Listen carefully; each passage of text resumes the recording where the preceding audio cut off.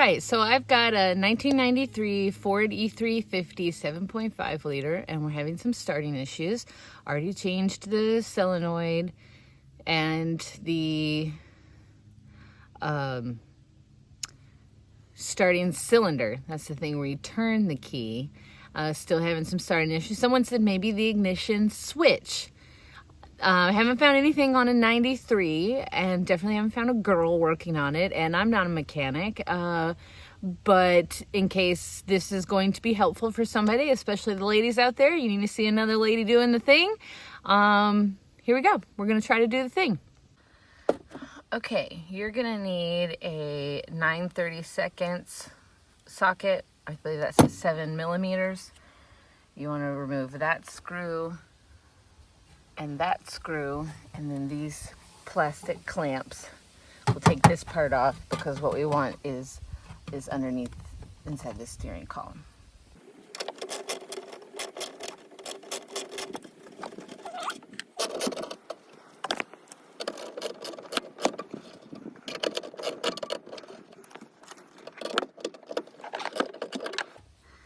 Okay, if you've got this thing, you want to take that off, because it's not just a little clamp. You're gonna have to undo that on both sides. Okay, taking that plastic piece off is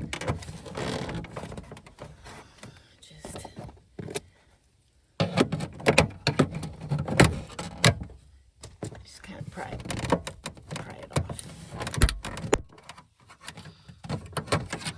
There we go.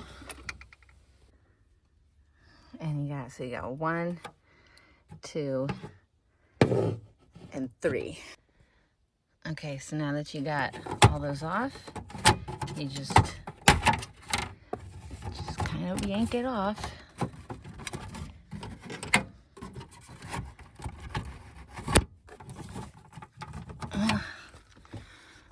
Let's make sure. Oh, that's why.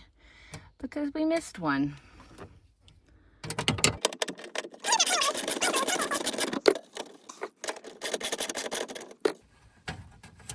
All right, here we go. And then now, there it is. Okay. And now we have a whole other thing to remove. Same situation. You're going to remove all of those. And then, hopefully that gets us where we want to be. Okay. What you will find is things are not always as easy as you want them to be. This is a totally different socket. This one is going to be an 8 millimeter. So for those that don't know, there's inches, millimeters in the sockets. The crazy fractions are the inches, I believe, and then the straight numbers are the millimeters. So the other was a something 32nd, was 9/32, which was like a 7 millimeter, and this is just 8 millimeter. And then how it works if you've never used a socket wrench. Okay, so this is a brief socket wrench tutorial in case you've never used one. This is a socket wrench. This is what it looks like. These are your sockets. If you'll notice, this was the one we used before, and look, it doesn't fit. What do we do? What do I do? That means you go out and get yourself one of these bad boys. They come in this pack here. You click that on, and then the square part goes on there, and then bam, you're ready to use the socket wrench. If you want to tighten it, you go one way. So what it does, it stops it, but then it'll turn this. I don't know if that made sense. If you're wanting to loosen it, you go the other way because that changes the direction. And so then you just place it and put a little elbow grease into it. There you go. See how it stays in one place.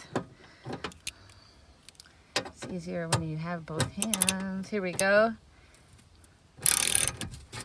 And there you go. I'm not going to film all of this because it's all the same thing happening.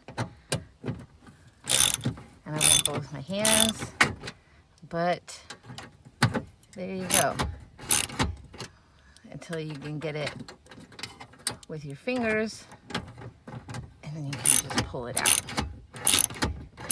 Just to show you how it works, in case there was nobody in your life to tell you how it works.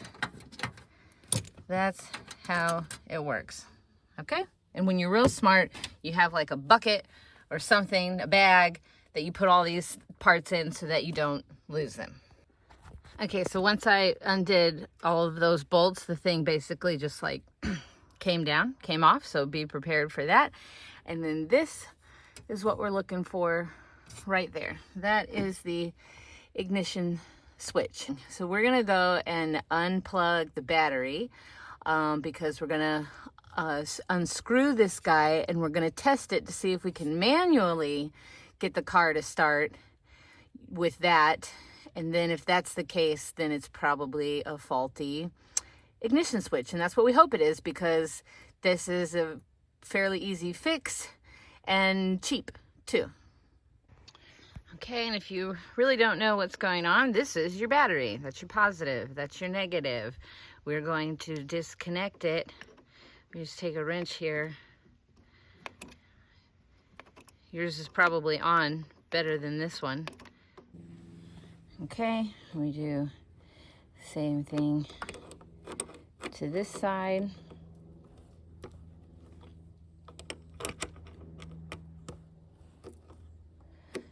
This is a little tricky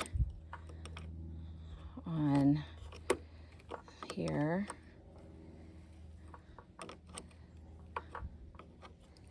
And again, I'm not a mechanic, and I'm sure there are people who are like, oh my God, what are you doing? But you know what? It's getting done. It's getting done. And I can save my, hey, can you help me? For the things that I really can't do on my own. Because I can't do it all on my own. Nobody can. And that's an important thing. That's so that we stay in connection.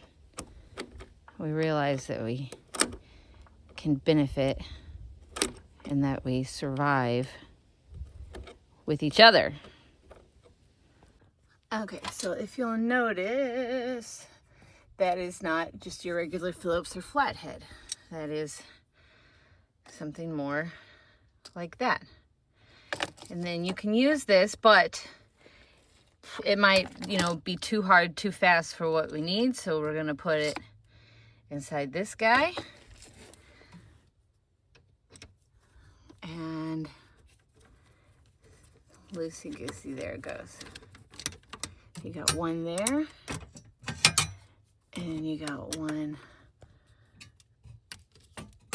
back there.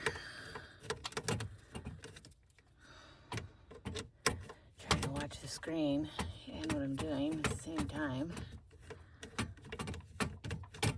It's probably good. We can get with our fingers now. Okay, so pull that, don't lose it. It's a tight spot. Okay, there's that part.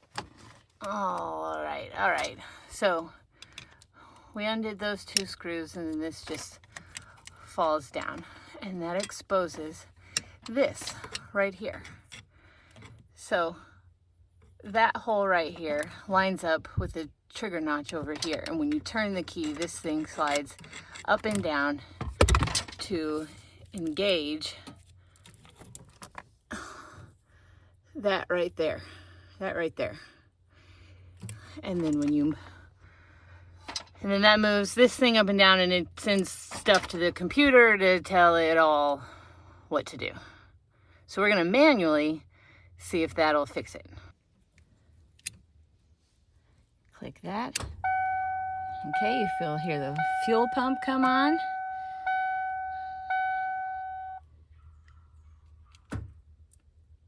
And we still got nothing. Okay. Okay, so we got the new part.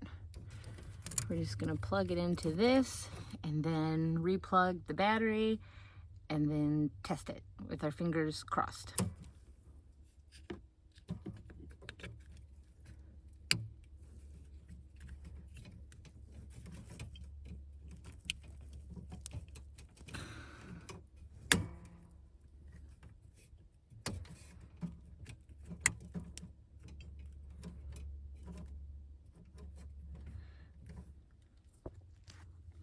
All right, let's give it a try.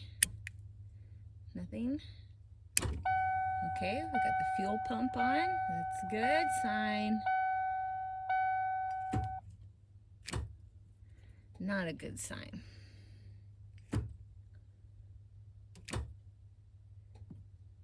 Does it start if we do? What I'm doing here is arcing the terminals on the solenoid using the screwdriver. You can use any kind of metal thing. If you can do that, then you know that your starter works, your alternator works, all of your battery is good, but there's still something happening from the key to the battery to the starting situation. So your problem's somewhere there, or where my problem was, which was a bad ground in the solenoid terminal that I had bought.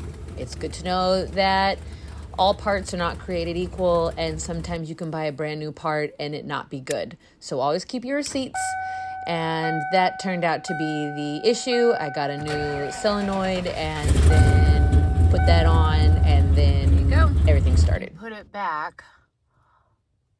You've got that hole right there and that hole right there are what match up with those where the bolts are. And the silver knob part, you got to get back in alignment with this thing right here. As you turn the key, that thing moves. Okay, what I ended up doing is pulling the key back to the lock position so that the little notch can line up right there. And that's lined up. And so then you just gotta screw it into place. Okay, and now we gotta put all this back on, and we saved the bolts. So we put this one on, and then we put the plastic one on. We do the same thing that we did when we took it off.